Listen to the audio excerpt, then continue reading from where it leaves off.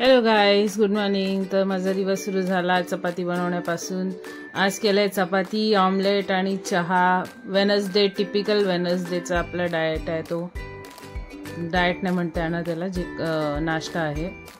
ह्याच्यानंतर मी निघाली आहे स्टेशनकडे. स्टेशन बघताय तुम्ही किती चिखल आहे. आज पाऊस पडून गेलाय. सकाळी भरपूर पाऊस होता.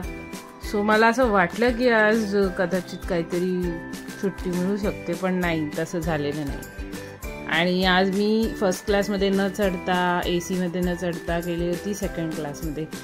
उतरली तर इकडे 11 दिसत होते. ओके, खूप टायमानंतर.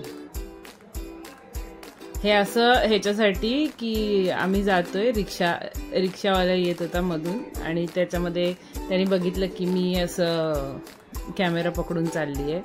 सो जा बाबा जा.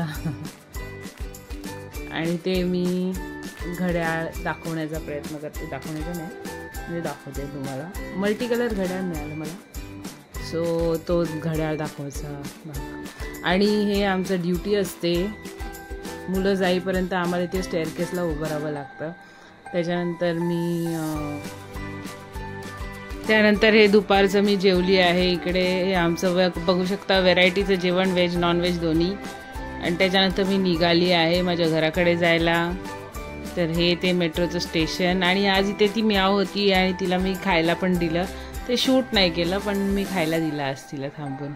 आणि आज मी परत इथे फर्स्ट क्लासचं हे पकडलं, ट्रेन पकडली.